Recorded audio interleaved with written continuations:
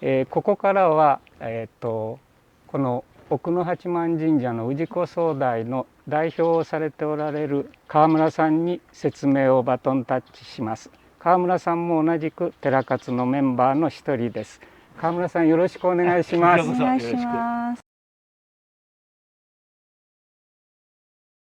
この奥の八幡神社は、千数百年前に、ここの地で生まれております。それで中世というか14世紀あたりに、この辺の豪族である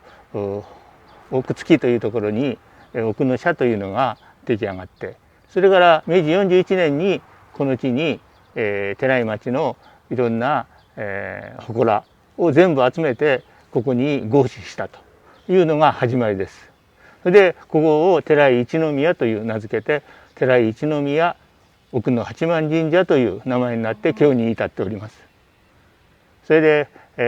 この辺は北国街道の途中にありまして、いろんな商業、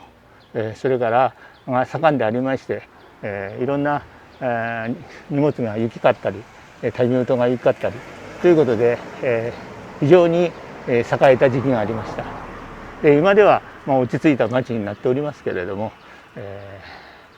なんていうかね、住みよい町、日本の10選に選ばれたこともありますし、非常にまとまった町だと私は思っております。ではこれからですね、この神社のいろいろな宝物を皆さんにご紹介したいなと思っております。御祭神として王神天皇、それから氷見の大神、それから新興金剛、竹亀槌の命で姫の大神大神、それから雨の子の小屋根、それから普通主の命、少なの命、それから甲羅玉だれの命ということで、9つの神様がお祭りされています。でこれだけの多くの神様がこの神社に祀られているというのは、先ほど申しましたように、寺井町の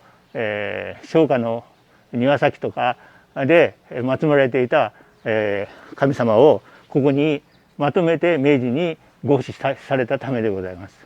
千数百年の昔、この能美の丘陵にですね、墳丘を築き祖宗を祀る豪族がいたんですけども、この地にもその村があって、9世紀に立国の時に五郷二駅で能美郡が置かれたというふうに歴史には残っております。それからずっと来まして、中世では石清水八幡宮や南禅寺などの、京都にあります荘園になって、各郷それぞれの争いを商いで解決し、荘園ごとの、均衡を保つための寺井一があったということでございます。その辺は中世の時代もこの辺がにぎわっていたという、一つの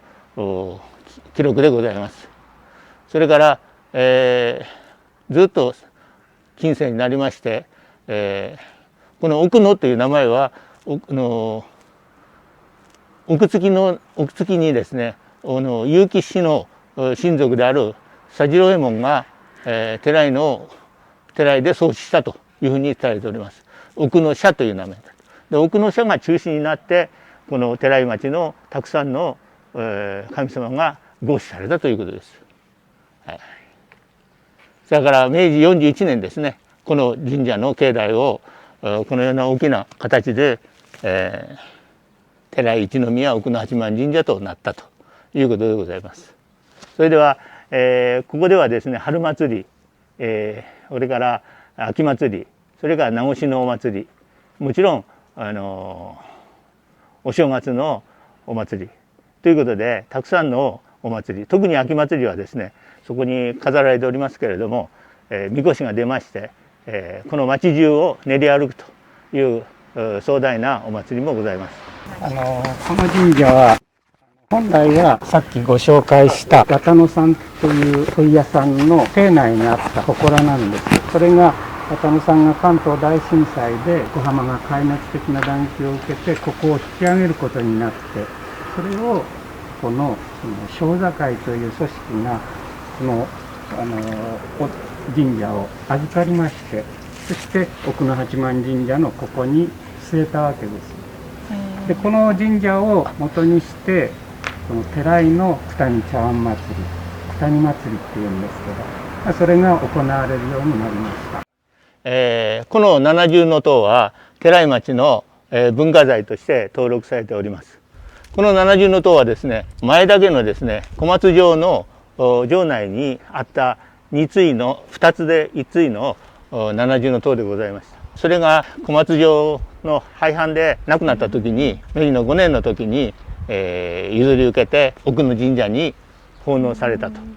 いう由緒ある七重塔です。今でも兼六園のどこかにこの一対があるというふうに私たちは聞いております。これが奥の八幡神社が所蔵してます、氏子の方々が奉納した絵馬でございます。ちょっと入っていただけますか。この辺にちょっといろんな由緒あるのがあります。これは沖縄の絵なんですけども、もちろんこんな馬とかいうのがありますし、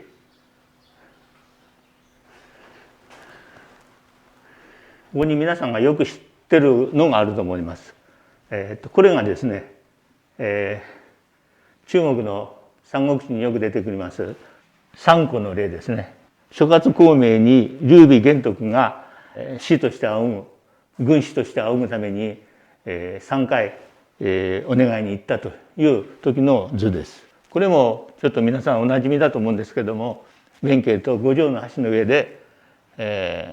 戦った時の絵でございます。でこの時に弁慶が義経に家来としてなったという由緒ある物語です。でこれは大江山の四天王寺の鬼退治の話です。だこのようないろんなものを厄除けとか家内安全とか商売繁盛とかというためにこの神社に氏子のみんなが祈願して奉納したものです。そこに火縄銃みたいな火縄銃みたいなのも奉納されております。はい、これです。この鉄砲ですね。鉄砲。これはお祭りの時獅子舞。はい、これはですね、寺井町にこの大きな蚊帳を、6人から8人ぐらいでこう担いで、で一番前にこの頭でこうやって獅子舞をして、ここにあるこんな刀とかありますね。そこに棒使いとか薙刀とかそういう人たちが踊ってお祭りを盛り上げた時の、それ亡くなってから20年ほど経ちますかね。それ以降やる人がいなくて亡くなってます。その時の使ってた大獅子の頭です。それではですね、奥の八幡神社に奉納されました、お宝を簡単に紹介させていただきます。九谷焼中興の祖と言われます九谷正太様の、作品と言われております。これが、お酒用のとっくり一対ですね。これが、はい、とっくりですね。でこれが兵士。それは兵士ですね。これが食材。天保3年に奉納されました、若杉窯で、作られた、食材でございます。窯元の、安右衛門の作というふうに伝えられております。それからこちらが、藤越の龍図という大きな鉢ですけれども、これは、九谷正太さんが幼少の頃描いたと言われております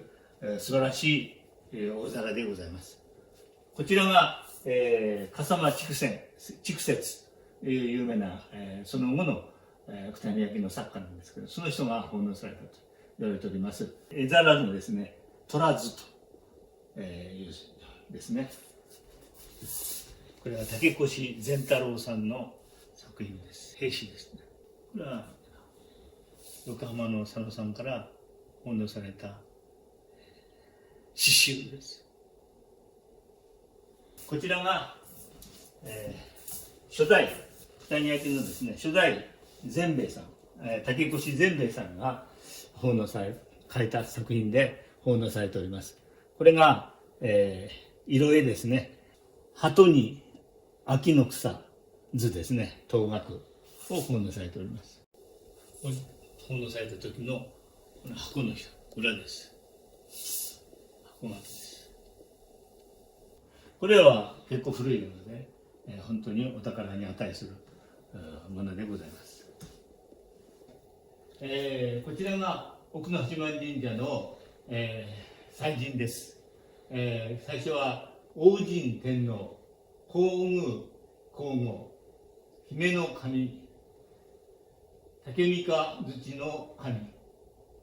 普通主の命、雨の小屋根の命、姫の狼、少な彦名の命、甲羅の玉の誰の神ということで、9つのご祭神があります。で、これだけのたくさんの神様をここにお祭りできるようになったのは、寺井町には6つの大きな町でしたので、各町内の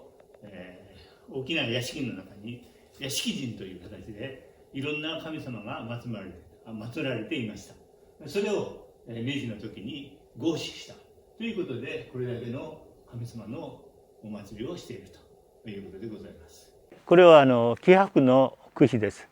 紀伯は法暦って言いますと1751年から1764年の初め頃になるんですけども、加賀藩の家御役の一人として寺井に赴任したんです。で、下屋敷の高城牧本家の養女と結婚して藩の仕事をお役5面をその寺井山って向かいの方に大きな山があるんですけど、観音山なった相国寺の寺侍となりました。その後俳諧の道に進み、松尾芭蕉に進水し、全国各地を吟遊していました。で、紀伯とその息子の来種が寺井俳壇の草分けと言われております。この通りが桜並木でございます。これ今桜が散ってですね、葉っぱだけになってますけども、この用水に沿ってずっと500メートルぐらいあるよね。約500メートルぐらい、春になるとこの満開のこんなような、感じで綺麗な桜を見ることができます。で、ここは、その反対側の多目的ホールの駐車場になってます。で、今これからこの桜の道を通って、ここが山道です。山道を通ってずっと行ってこの図書館の方へ戻ります。ここはこの通りはですね、昔から北国街道から山手に向かう細い、道でたくさんのお家が並んでおりました。で、この山の方からですね、たくさんの焚き木とかいうのを持ってきてこちらで売りさばいてたというんで、この辺は昔は非常ににぎわってました。で、その通りまで行くと分かると思うんですけども、ちょっと風情のある小道でございます。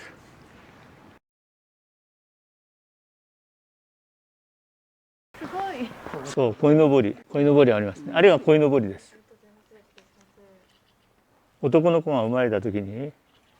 母の里から送ってくる。でも最近なかなか見ないですよね。立てれないですよね。電線とかもあって。はい、5月の節句に。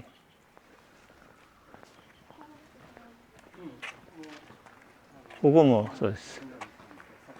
はい。はい、この辺全部九谷関係が多い。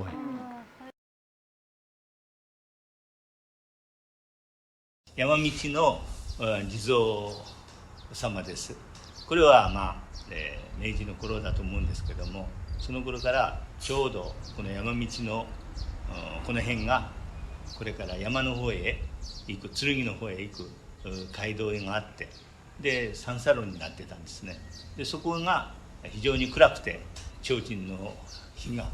ちょうどそこまで来ると消えると、ちょうどなくなるというようなこともあって、ここにお地蔵さんが建てられたわけです。で毎年、その命日が8月下旬にあるんですけれども、その時に、この横に流れております小川に行灯を流して地蔵盆を行っております。でその時はこの地蔵さんを大きく開いて、道路が塞がるくらいに、ドアを外しまして、たくさんの山道の方々のお供え物を設けたり、それからお盆のお参りを寺への、お寺さんの住職さんが来ていただいて、でみんなでここで地蔵盆を行っております。ここが、満天星工房です。これはちょうどね4年ほど前に私が会社を退社してから泉台にあります九谷焼技術研修所に入所しまして、3年の修行をして卒業させていただいて、で九谷の裾野を広げたいということで工房を開設いたしました。それで今現在、5、6人の生徒さんと一緒に月曜日、4回、それから小松の方が時々来るのが金曜日の日に不定期で工房で、作刀作業をやっております。ようやく図書館前をスタートしてここへ戻ってまいりました。この道は図書館前から伸びているのみ東西連絡道路です。でこの道を整備した時にその車止めとして両側にこのボラードというのがおおよそ100本立ちました。でそのボラードの上に九谷焼で作った陶板をはめようじゃないかと寺勝で提案いたしまして、でどんな陶板かといえば、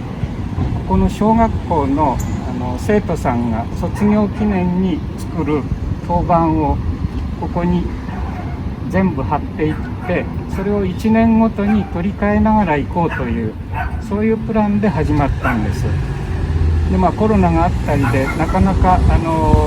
進んでないんですけれども、来年度、つまり来年の4月にはここに小学校の卒業生の皆さんの陶板が並ぶ予定です。で現在はそのデモ版といいますか、寺勝で、10人ぐらいで作った陶板がここに収められています。中には市長さんの陶板もございます。それぞれの個性が出ていいですよね、この陶板ね。かわいい。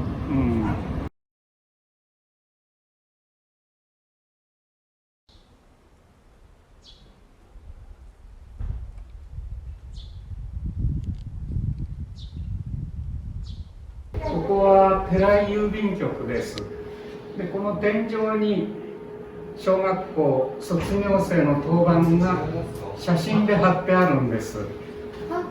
でこれを本来は昔 ATM コーナーに陶板として貼ってあったんですけど、どうしても剥がせないということで、それで写真にしてここへ貼ることになりました。でこれがあったので今先ほどお見せしましたボラードに陶板を載せようというアイディアが出てきたんです。寺井散歩いかがでしたか？私は最初にこの町はどこにでもある何の変哲もない田舎町だと申し上げました。でもこうしてご案内しているうちに何もない町でも何かがあるということを確信しました。皆様のお住まいの町でもきっと